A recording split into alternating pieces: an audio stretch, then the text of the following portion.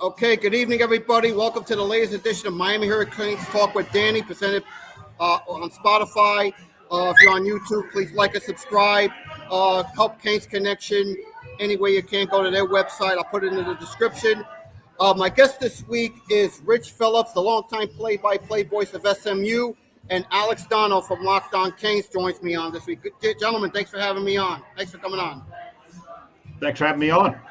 Thanks for having us. And Rich, Rich, it's great to meet you. Yeah, Rich, a couple of things I noticed here when I saw your background. Graduate of North Texas, the Mean Green. Yes, sir. 1989 to 93. Yeah, great broadcasting Also, school to get into this radio world, man. It's a great place and kind of set me on where I am today. Yes. Longtime voice of SMU since 2001. But I think, as I understand it, you didn't get the SMU football job till 2010. Am I right with that? Oh, no. I've been doing football since 01, basketball since 05. So I've seen a lot of bad you've been around stuff. A long time. Yeah, I've seen a lot of bad stuff, but it's been a lot better of late, for sure. Yeah, legend. Also, worked at the Texas Motor Speedway. Tell us about that a little bit.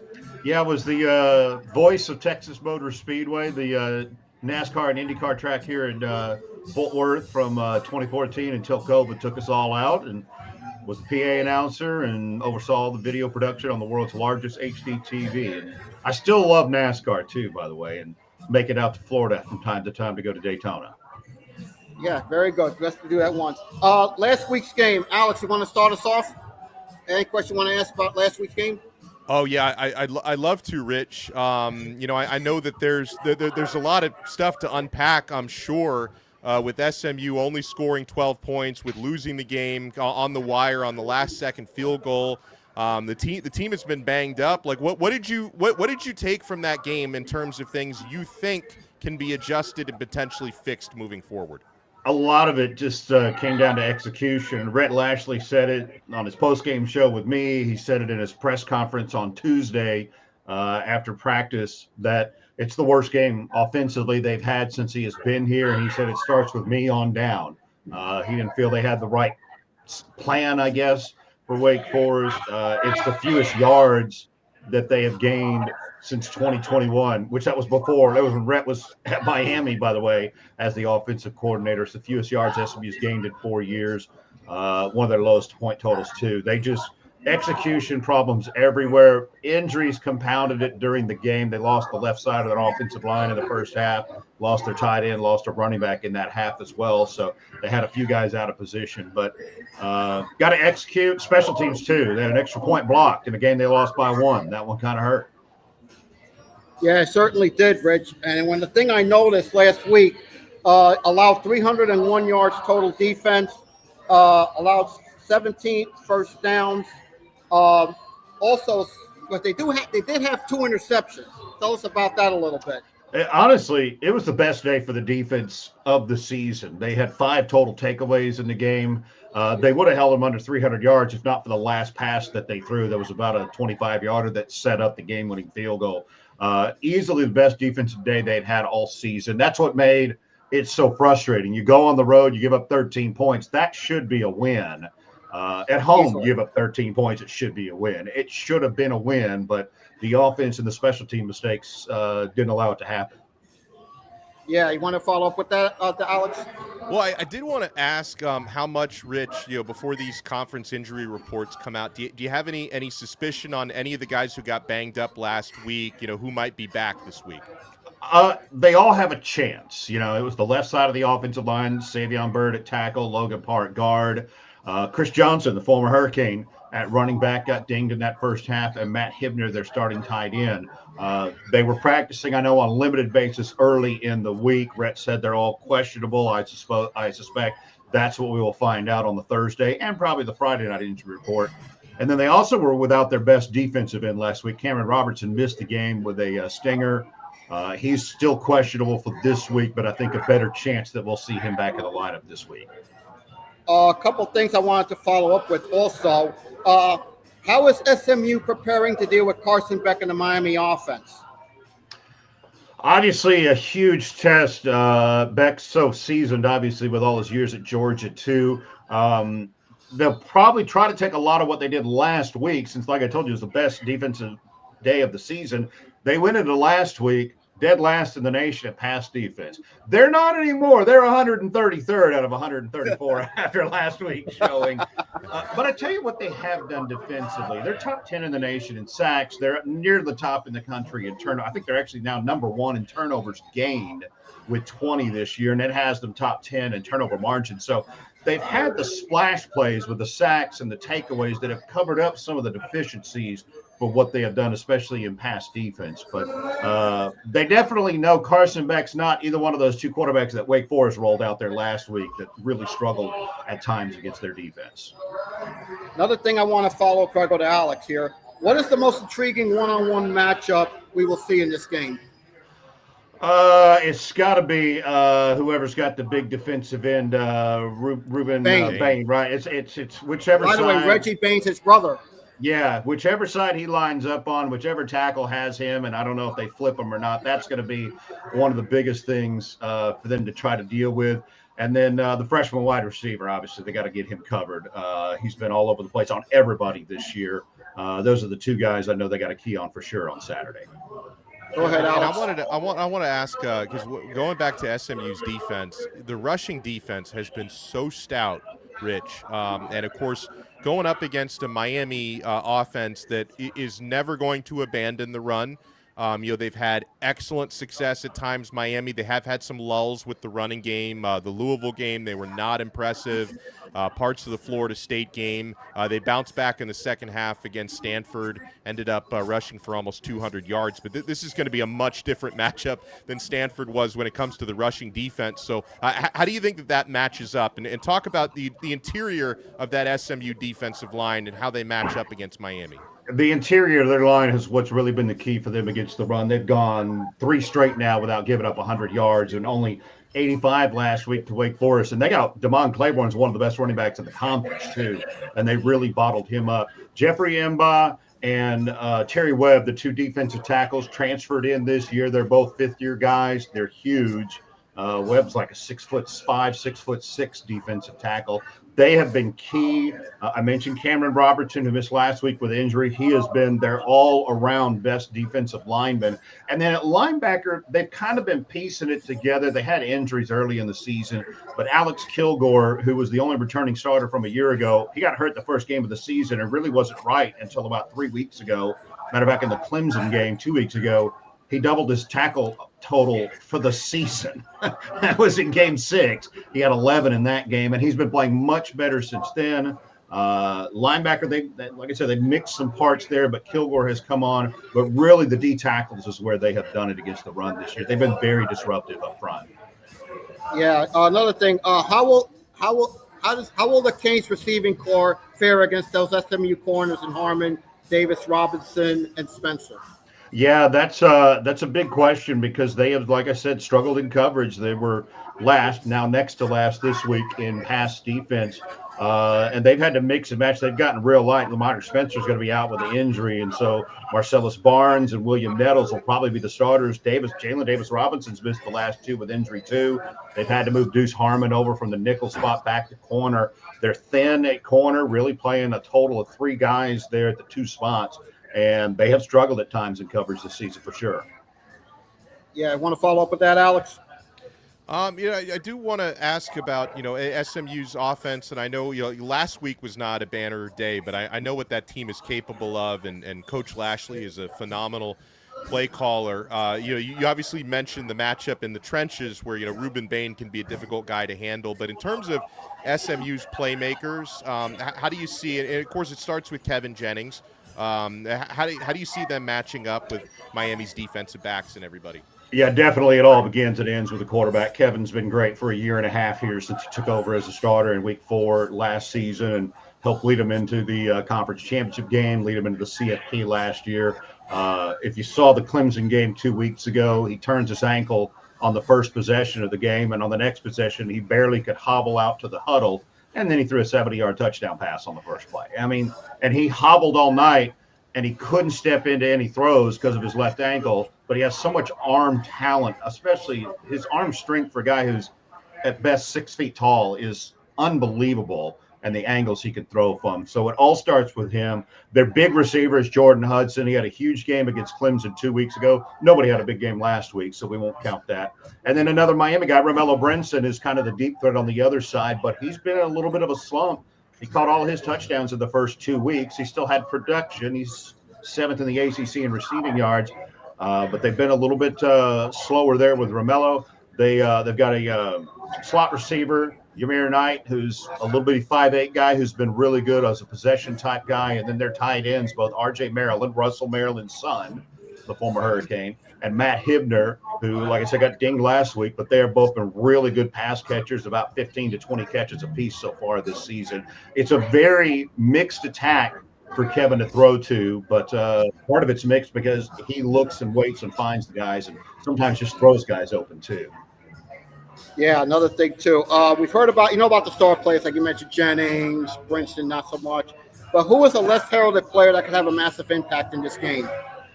One guy is he hasn't gotten a ton of touches, but Derek McFall at running back. He's been playing some wide receiver too, kind of like Chris Johnson has been.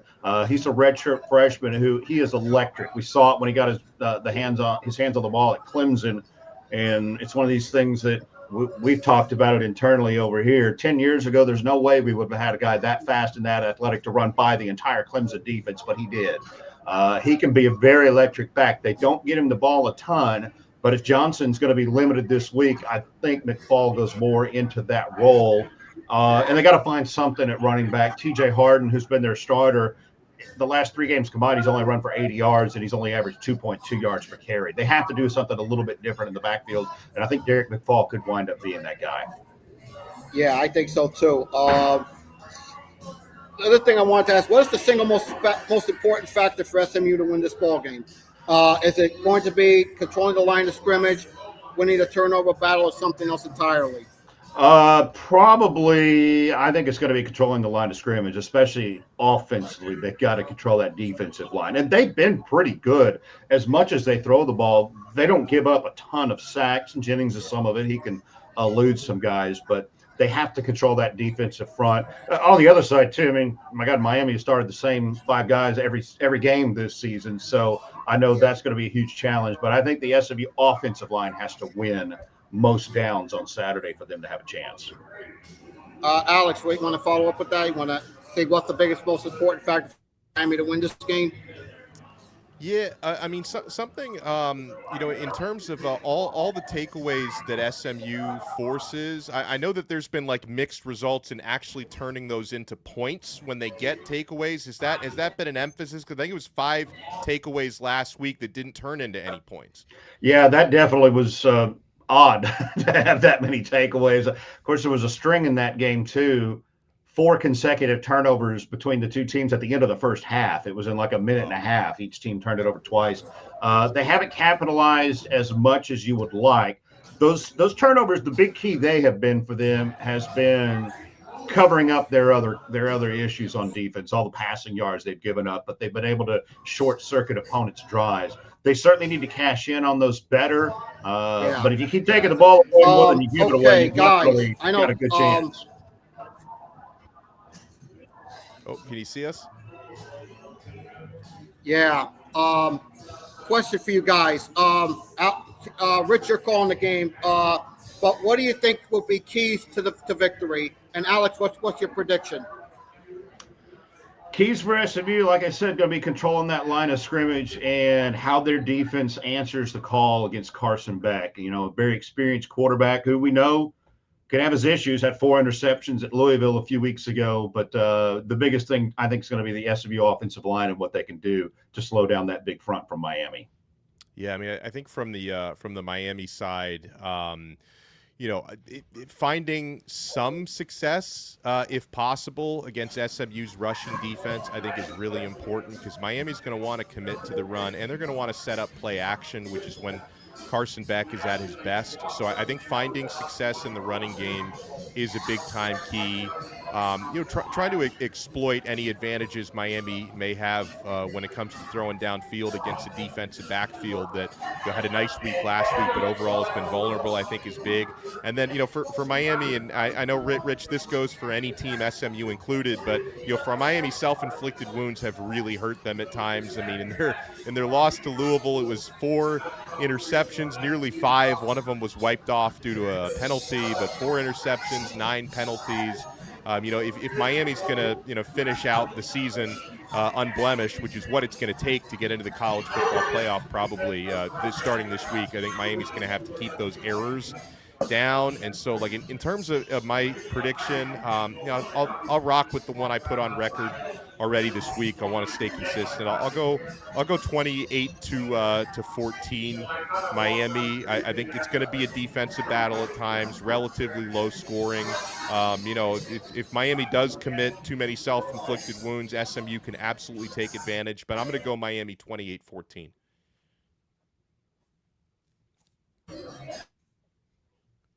Oh, we may have lost. Or if Danny's frozen here, Rich, I want to ask you. This is homecoming for the Mustangs. I saw the game is sold out. Mm-hmm. What are the vibes around town in Dallas heading into maybe the biggest game of the season so far? I think there's a little concern because of last week and the offensive performance last week. But the bottom line is, if they're going to have any chance at the CFP with the 3 losses already, they have to win the conference. And if they're going to get to the conference championship game, they got to win the rest of their games. And basically in that conference championship race, I kind of feel like Saturday is loser leaves town, with 2 losses. Whoever comes out of there with 2 conference losses, not much of a chance when you got Georgia Tech and Virginia both undefeated already at the top. So a critical game here, but I tell you, man, our fans have really glommed on to this ACC thing, and we thought it was crazy that Florida State came into our stadium last year. We had just a little 32,000-seat stadium on campus, and it was rocking for Florida State. And I know they were down last year, but we don't care. Beating them by 16 was huge. And I enjoyed it. I'm sure you did. Having the U coming in means something too, by the way. And Michael Irvin's going to be on the wrong sideline as far as I'm concerned, because I'm sure he'll be. Wow, Michael Irvin returns to Dallas, by the way. Michael Irvin's returned to Dallas. What's Russell Maryland going to do? His son's playing for the other team. What's he going to do? I'm pretty sure he's rooting for SMU here. Yeah, I think he is. Saturday afternoon. I get to talk to him a lot. But no, this is huge, getting to have Miami come into our place. Yeah.